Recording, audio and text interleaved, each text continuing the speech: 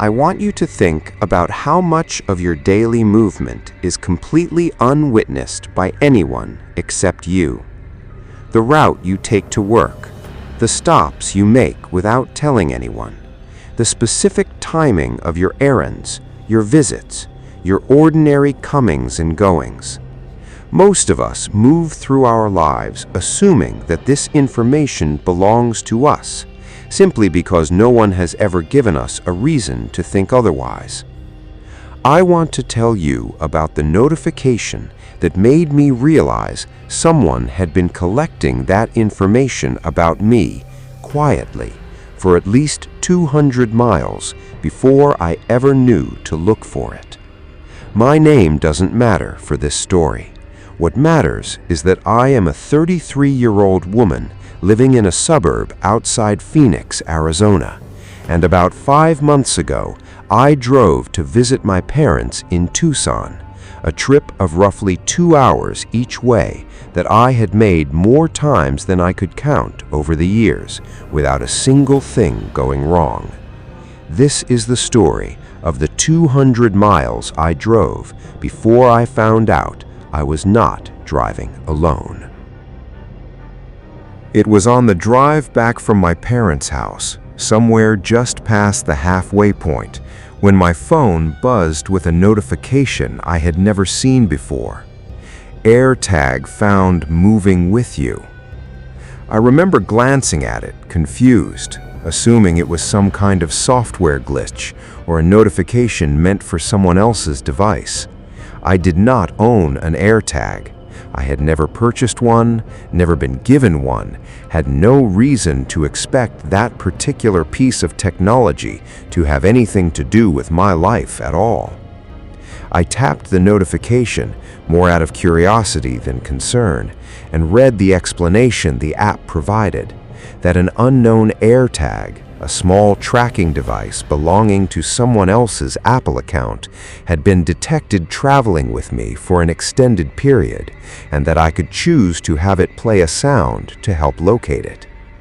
I sat with that information for a long moment, still driving, my mind moving slowly through the possibilities. A lost item belonging to a stranger, accidentally left in a rental car or shared space I'd passed through. A false alarm, a software error, nothing more. I told myself several reasonable explanations, one after another, the way you do when the alternative explanation is considerably more unsettling than any of them. I decided, since I was still on the highway, to wait until I reached a safe place to pull over before doing anything about it. I pulled into a gas station about 20 minutes later, engine still running, and used the app's built-in feature to make the device play a sound. I want to describe the specific feeling of standing in that parking lot, phone held out in front of me like some kind of makeshift metal detector, listening for a sound I genuinely did not expect to hear. Part of me, I think, was still hoping the whole thing would turn out to be nothing, a phantom notification, a glitch, an explanation that required no further action from me at all. I heard it on the second attempt, a faint, intermittent chirping sound coming from somewhere near the rear of my car.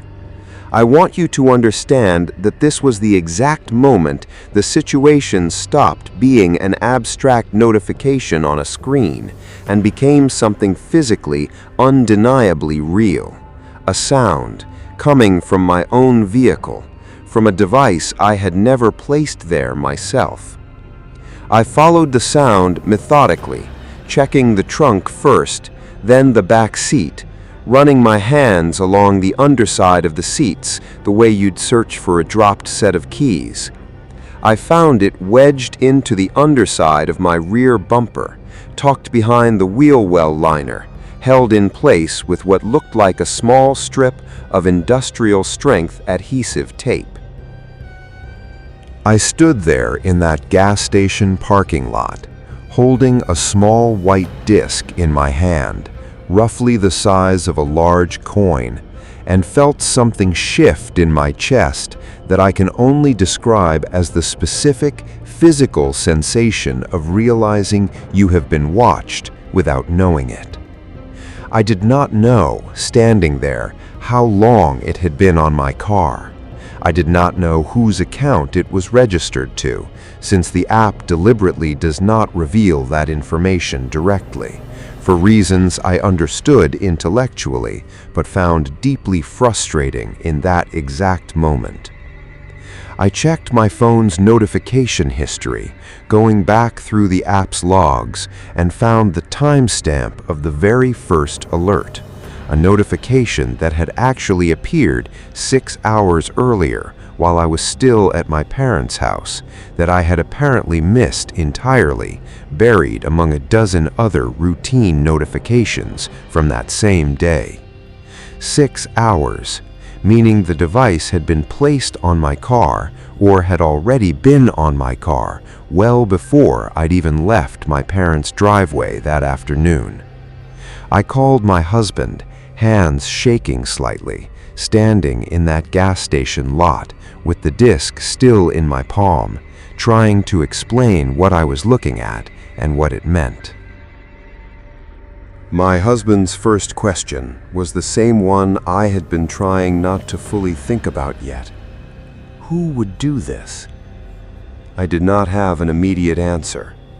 We went through the list together over the phone, the way you do when you were trying to solve an unsolvable equation with too many variables.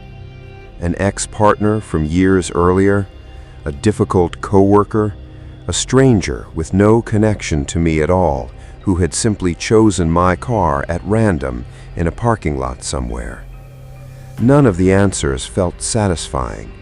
All of them felt possible. He told me not to remove the battery yet, and not to leave it anywhere it might be found and reused by whoever had placed it. He told me to drive straight to the nearest police station rather than continuing home, and to bring the device with me exactly as I had found it.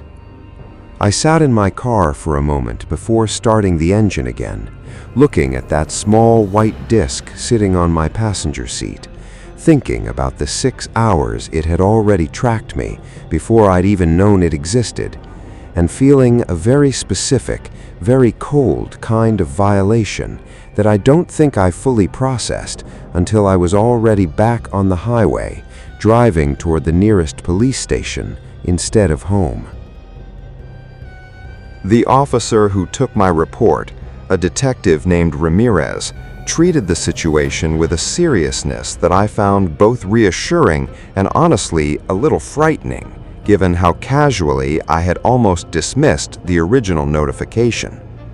He explained that cases involving small tracking devices placed on vehicles or in personal belongings had become significantly more common over recent years, precisely because the technology had become so small, so inexpensive, and so easy to conceal. He said the manufacturer's own safety features, the notification I had received, the ability to make the device chirp, had actually been specifically designed in response to exactly this kind of misuse, after widespread reports of the technology being used for stalking and unwanted surveillance. Detective Ramirez was able to use the device's serial number, along with a formal request to the manufacturer, to eventually identify which account had registered it. That process took several weeks, involving a subpoena and cooperation from the company's legal department, but it did eventually produce an answer. The account belonged to a man I did not immediately recognize by name. It took a follow-up conversation with my husband, cross-referencing names from years earlier, before we placed him, a man I had briefly dated for a few months, nearly 6 years prior, before either of us had met our current spouses, someone I had not spoken to or thought about in years. Detective Ramirez explained, once the identity was confirmed, that the man had apparently placed the device on my car at some point during my visit to my parents' house, meaning he had known, somehow, that I would be there, or had simply happened to see my car parked in that specific driveway and recognized it from years earlier. Neither explanation was especially comforting. The first suggested he had been keeping track of my life closely enough to know my parents' address and predict my visit. The second suggested something almost stranger, that he had simply recognized my car unprompted after 6 years and made an impulsive decision in the moment to track where it went next. He was eventually questioned by police, and while the specific legal outcome took months to resolve, the placement of the device was confirmed, and he was charged under a relatively newly updated state statute specifically addressing unauthorized electronic tracking of another person's vehicle. Legislation that, Detective Ramirez told me, had been passed largely in direct response to the exact kind of misuse my case represented. I will not detail the full legal outcome, both because it does not undo the specific violation of those 200 miles I drove without knowing I was being tracked, and because I want the last thing you take from this story to be something useful, not simply something that leaves you unsettled with nowhere productive to direct that feeling. I check my car now, regularly, methodically, the way I never once thought to before this happened. Underneath the bumpers, inside the wheel wells, in the trunk lining, anywhere small enough to conceal a device roughly the size of a coin. It takes about 5 minutes. It has become, for better or worse, simply part of how I think about my own vehicle now. If you drive a car regularly, I want you to take one specific thing from what happened to me. Most smartphones now include some version of unwanted tracker detection built directly into the operating system, a feature that will alert you if an unfamiliar tracking device appears to be traveling with you for an extended period. Make sure that feature is active on your phone and do not dismiss the notification the way I very nearly did, assuming it was simply a glitch or an error meant for someone else. If you ever do receive that alert, do not wait until you reach your final destination to investigate it. Pull over somewhere safe and well lit as soon as reasonably possible. Use the app's sound feature to physically locate the device, and if you find one, do not remove the battery or discard it. Bring it intact directly to your local police department, the way I eventually did. Most of us move through the world assuming our daily movements belong only to us, simply because no one has ever given us reason to think otherwise. I want you to understand from what happened to me that this assumption is not always safe, and that the technology capable of quietly violating it fits easily in the palm of your hand. Check your car. Check the alert on your phone if you ever see it.